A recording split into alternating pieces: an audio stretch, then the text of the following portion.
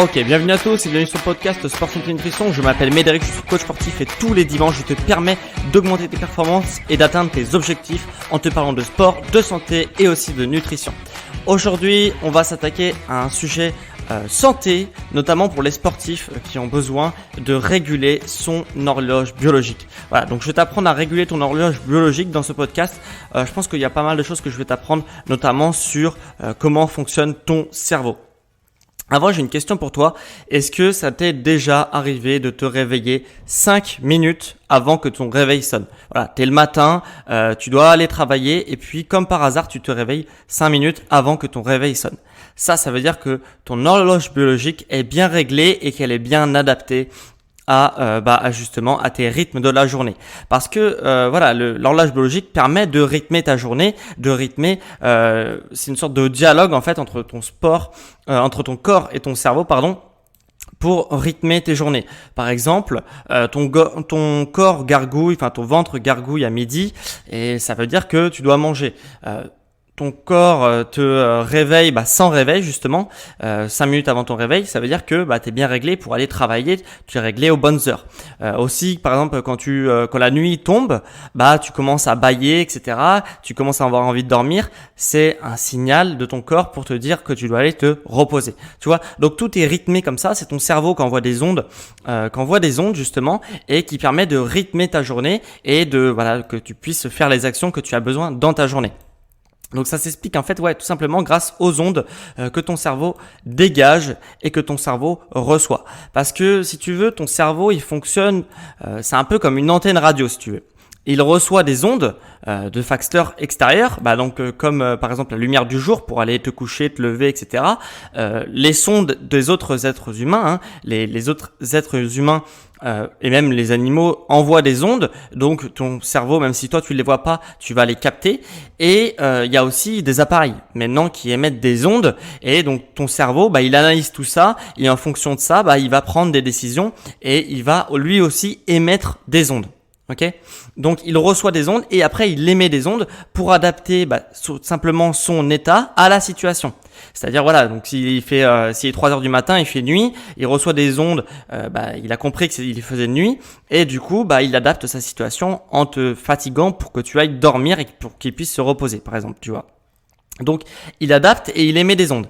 Et donc quelles ondes il va émettre ton cerveau? Il va en émettre 4. Ok, il y a tout simplement les ondes alpha. Bon, c'est pas forcément important de le retenir, mais je te le dis quand même pour que tu puisses savoir de quoi je parle. Il y a tout d'abord, il émet des ondes alpha qui participent quand ton cerveau est en mode envoie des ondes alpha, ça va participer à la créativité et au relâchement musculaire par exemple. Donc voilà, c'est des très bonnes ondes quand tu as besoin d'être créatif et que tu as besoin de te relâcher musculairement et d'évacuer les tensions. Il y a aussi les ondes bêta, donc ça c'est ce qu'on va chercher quand on va être au travail parce que justement ces ondes bêta participent à la concentration. Donc plus tu vas être concentré, plus tu vas être efficace. Donc quand ton cerveau émet des ondes bêta, tu vas être beaucoup plus concentré que si il est sur un autre type d'onde. Il y a une troisième onde que émet ton cerveau, c'est les ondes θ. Ok, c'est les ondes qui sont synonymes de la relaxation de ton cerveau, pas le relâchement musculaire, mais la relaxation de ton cerveau. Et voilà, c'est ce qu'on va chercher d'ailleurs quand on est en méditation. On va chercher à se mettre en θ, on va émettre des ondes θ pour vraiment se relaxer son cerveau et vider un peu toutes les pensées de son cerveau. Et on a un 4e type d'ondes, c'est les ondes delta qui participent au sommeil, notamment au sommeil profond. Donc quand tu émets des ondes delta, tu vas avoir un sommeil qui va être beaucoup plus profond. Voilà. Et donc ça, c'est toutes les 4 types d'ondes de ton cerveau et ça se mesure en hertz. Donc c'est-à-dire que plus ton cerveau émet de hertz, donc voilà, on a découvert qu'on pouvait savoir combien d'ondes ton cerveau émettait, et donc ça se calcule en hertz, et plus ton cerveau émet des hertz à haute fréquence, plus il est actif, et plus ton cerveau émet des ondes à basse et des hertz à basse fréquence, et plus il est en état d'apaisement, de relâchement ou voire même de sommeil. Ok, donc il émet et il reçoit des ondes. Ok, Et après, le problème avec ça, c'est que certains, vu qu'il émet et qu'il reçoit, il va des fois recevoir des mauvaises ondes et du coup, il va se mettre dans un mauvais état qui n'est pas adapté à la situation. Okay, et du coup, ça va venir casser ton rythme biologique du cerveau. Et du coup, c'est pour ça que il y a des gens qui n'arrivent pas à dormir. C'est pour ça que tu arrives peut-être pas à te relâcher, à te relaxer. Tu es toujours en état actif, tu es toujours stressé. Et tu vois, ton rythme biologique est un peu cassé parce que ton cerveau reçoit des ondes qui sont inappropriées. Et forcément, ça va causer des problèmes, notamment sur ton rythme biologique. Et du coup, il est perturbé par les ondes qu'il reçoit parce que on reçoit de plus en plus d'ondes, notamment au 21e siècle, et parce que notamment il y a l'explosion du Wi-Fi, l'explosion du téléphone avec les réseaux mobiles de ton téléphone et pas mal de choses que je vais t'expliquer par là ailleurs qui modifient justement les ondes que ton cerveau reçoit, parce que tu te doutes bien que le Wi-Fi, a priori, tu vois, si tu comprends un peu, bien sûr que c'est des ondes qui permettent de transmettre des informations. On a les ondes radio, on a les ondes aussi de ton téléphone mobile pour capter, qui sont liées ton téléphone avec un satellite qui lui aussi émet des ondes et reçoit des ondes. Donc et ça, ton corps, même si toi à l'œil nu ça se voit pas, bien sûr que ton corps, lui, il les capte, et ton cerveau d'ailleurs, lui, il les capte, et du coup ces ondes, elles vont être sur une autre fréquence qui va peut-être pas être la bonne fréquence par rapport à ton cerveau, et du coup il va se dire attends, je comprends plus, qu'est-ce qui se passe, machin, et du coup il va être dans des états qui sont différents de ce qui doit être habituellement. Donc c'est un problème. Et il faut justement essayer de limiter les ondes, justement pour que ton cerveau arrive à switcher entre les ondes alpha, bêta, theta, delta. Voilà, pour que il soit adapté en fonction de la situation, et du coup que ton rythme biologique soit un peu amélioré et que tu retrouves un rythme biologique qui soit normal. Voilà. Donc, je vais te donner quelques astuces justement pour essayer de limiter les ondes et puis de switcher d'un état à un autre plus facilement. Alors, on a la première astuce que je vais te donner, c'est une astuce qui est, de toute façon, ça va être que des astuces pleines de bon sens, sauf une ou deux que tu vas apprendre certainement. Déjà, mettre sa box internet dans une pièce avec peu de passages. Voilà, parce que forcément, plus tu vas être, si tu mets ta box dans ton salon et que tu es toujours dans ton salon ou dans ton bureau et que tu es toujours dans ton bureau en train de travailler, et tu vas avoir beaucoup plus d'ondes, et du coup ça va encore plus perturber ton cerveau. Donc si tu as une grande maison, si tu as la chance d'avoir une grande maison, essaye d'éloigner la box de la pièce où tu passes le plus de temps dans ta journée, et de privilégier aussi les connexions filières au lieu des connexions Wi-Fi. Donc si tu peux acheter des câbles pour te brancher de ta box en câblé et éteindre ta Wi-Fi, c'est mieux. Et de l'allumer que quand tu en as besoin. Donc ça peut être une première solution qui va te permettre que ton cerveau ne capte de moins d'ondes possible. Après, il y a aussi le téléphone. Donc si tu es une fille, tu peux, une femme, tu peux mettre ton téléphone dans ton sac à main. Ça sera toujours mieux que dans tes poches de jean. Donc voilà, c'est dans le sac à main, c'est quand même mieux. Même si le sac à main est relativement collé au corps normalement, on peut le poser le sac à main. Et dans ces cas-là, le téléphone n'est pas collé sur soi, et notamment sur les organes, même sur ton cerveau, ça a des conséquences, mais même sur tes organes génitaux, ça a été prouvé que ça augmentait aussi le risque de cancer et de fertilité sur les organes génitaux. Donc on éloigne le téléphone au plus possible de ses poches, parce que forcément c'est à côté des organes génitaux, à la fois des hommes et des femmes.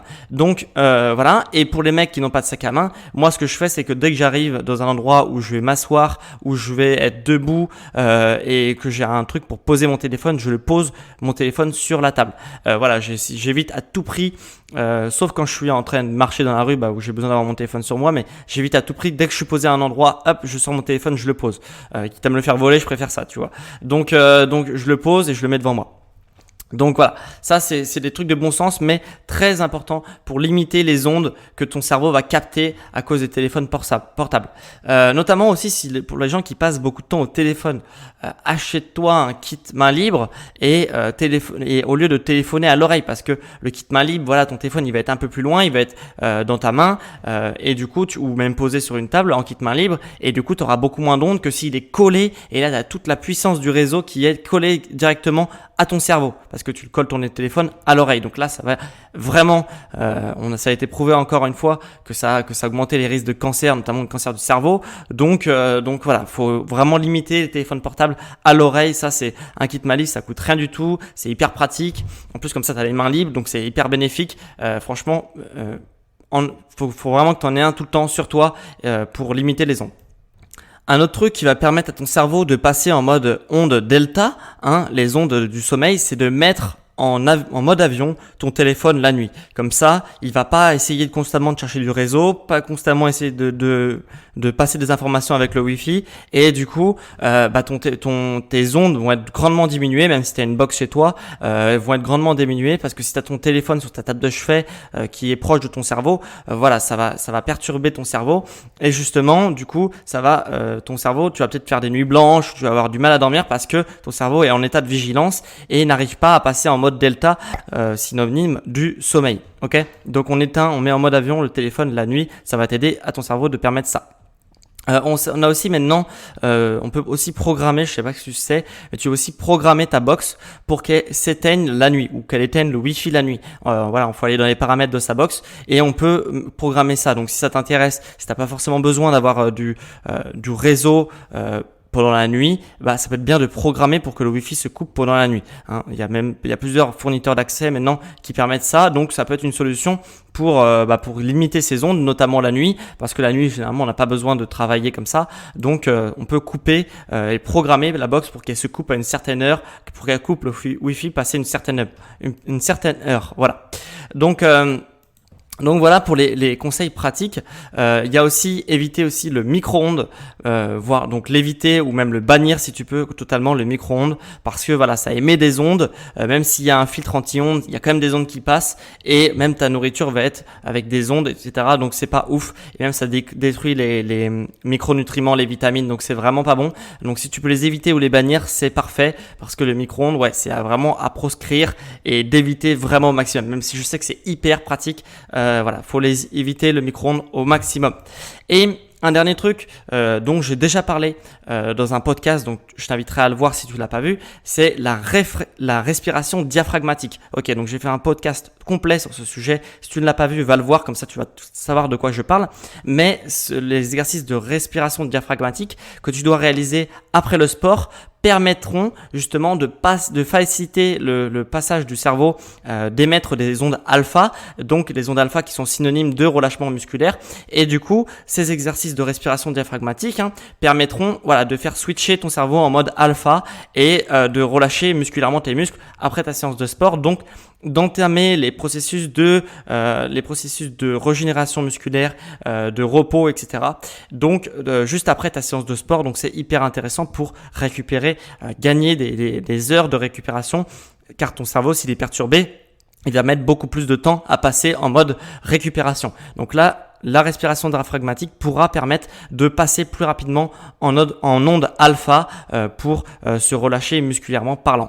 Ok, donc voilà pour les astuces qui permettront de réguler ton horloge biologique, d'accélérer aussi ta récupération et tout simplement de te préserver aussi de nombreuses maladies. Donc c'est plus un épisode santé aujourd'hui. J'espère que tu as appris plein de trucs. Si cet épisode t'a plu, moi ce que je t'invite, si tu as appris des trucs et qui t'a plu, ce que je t'invite, c'est de mettre 5 étoiles sur iTunes ou sur Apple Podcast, comme tu veux. Ça m'aidera grandement à développer mon podcast. Donc, et à continuer aussi à trouver la motivation d'en faire chaque semaine, de te faire des podcasts pour que tu apprennes des trucs chaque semaine.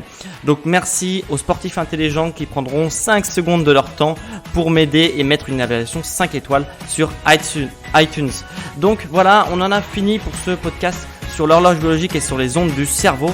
On se retrouve dimanche prochain pour un prochain épisode sur le sport, la santé et la nutrition, et on se dit ciao.